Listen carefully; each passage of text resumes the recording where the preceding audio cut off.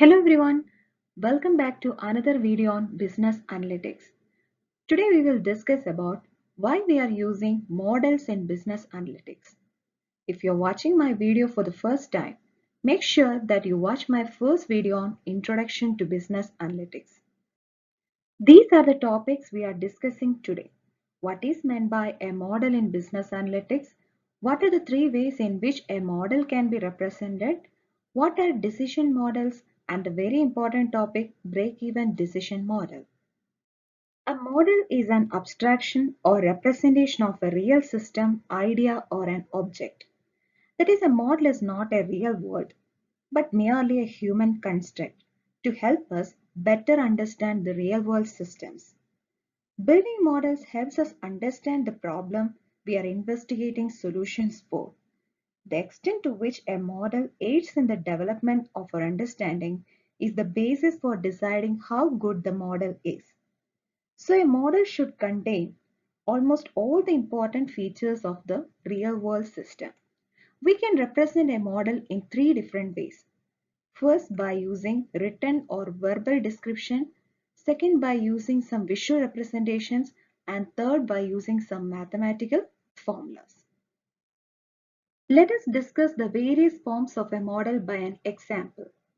We know that in the world of business, growth doesn't follow a constant upward trend.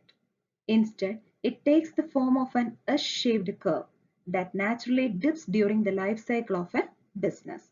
So these are the three forms of describing the sale of a product. First, we can express it in verbal form as organizations or result of organizations, that is the products, follow an S curve that is described by a shallow beginning. Why shallow beginning? Because only early adopters or the early customers and specialty markets or niche markets purchase the item. Then by marketing, there is a fast development in the sale of the product. After this quick development, the product will come to a saturated level. This saturated level is an indication of creating a new product or to modify the existing product, and there begins another S curve. So this is the verbal description of the sale of a particular product. Now we can express it in visual form as by using an S curve. In the S curve, we can see the shallow beginning, then the fast development of the sale of the product by the help of proper advertisement and marketing, and at the end the product will comes to a saturated level. Third, we can express it by using some mathematical formulas. Since the curve is an S-shaped curve or exponential curve, we can express it by using a mathematical formula as S is equal to A e raised to B e raised to Ct, where S is the sales, A, B and C are the constants, E is the base of natural logarithm and T is the time. Decision models are models with three types of inputs: data, uncontrollable variables, and decision variables. Data remain unchanged during the process. That is, we can say the data are constant here. The second input is uncontrollable variables. These are quantities that can change, but the decision maker cannot directly control it. For example, if the investigator collects data on participants with varying levels of education, then education becomes an uncontrollable variable. And the third input is decision variable. These variables are controllable and can be selected based on the choice of the decision maker. For example, if the investigator were to collect data only on participants with college degrees, then education will be identical for all the participants. That is, education here will be a decision variable.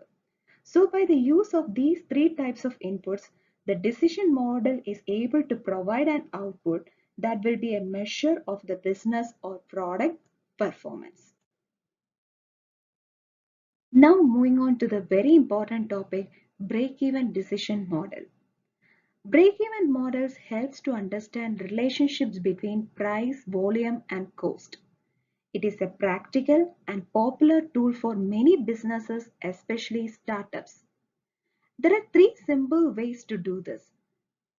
First is to classify the cost according to how they behave as fixed and variable cost.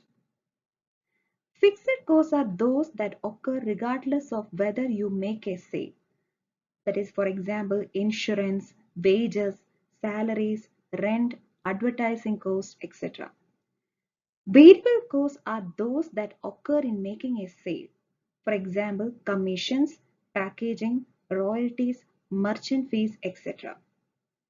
Now, second step is to find the total cost and total revenue at each point of sale. Initially, we have only fixed cost.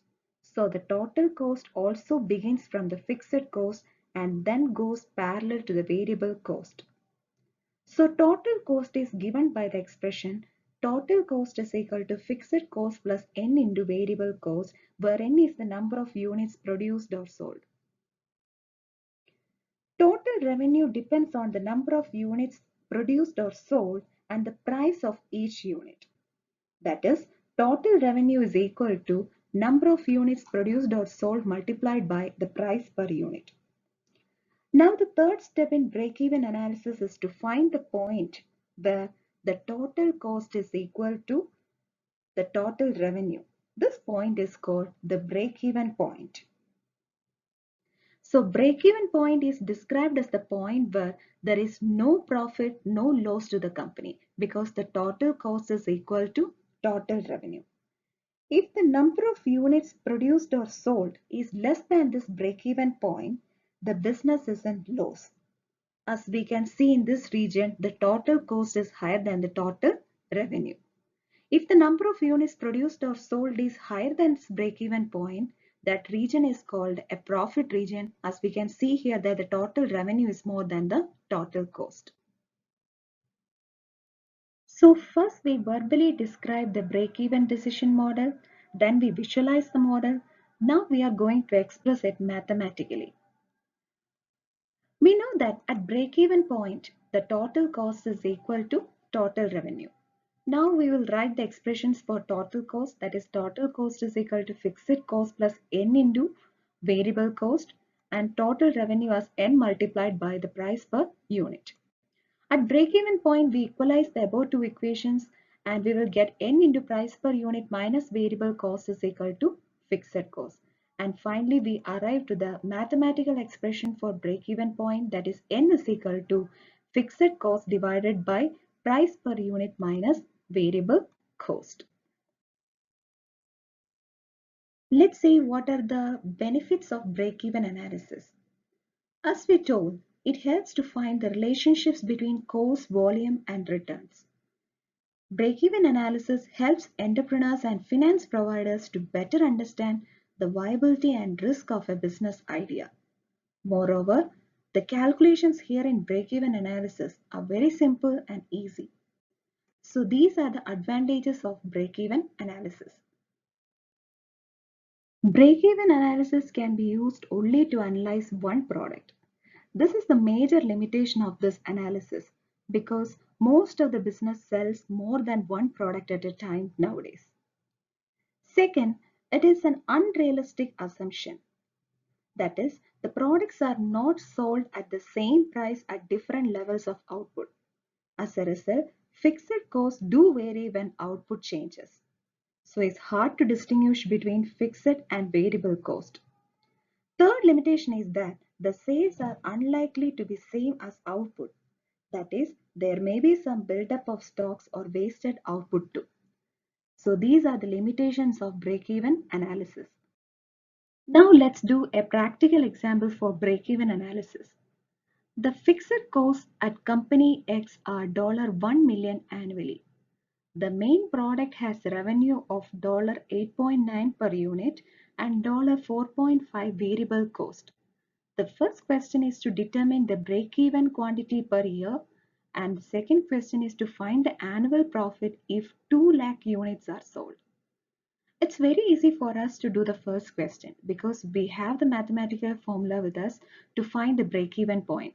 That is, break-even point is equal to fixed cost divided by price per unit minus variable cost.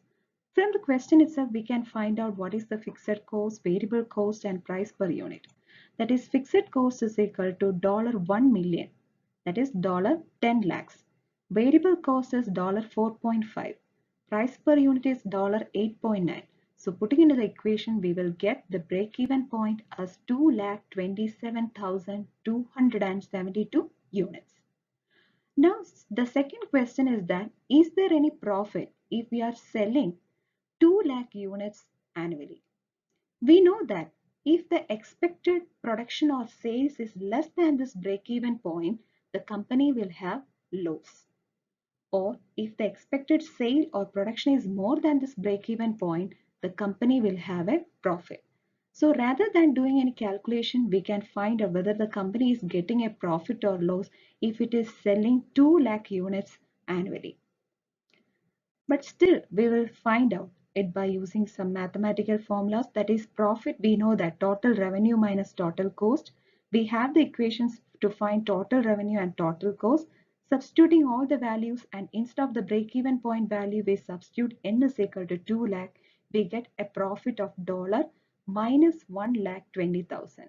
The negative sign indicates that the company is having a loss if it is selling 2 lakh units instead of the break-even point 2,27,272. The next topic we are discussing is about spreadsheets. In that, I will show you how to solve this break-even analysis in Excel sheet. Thank you all.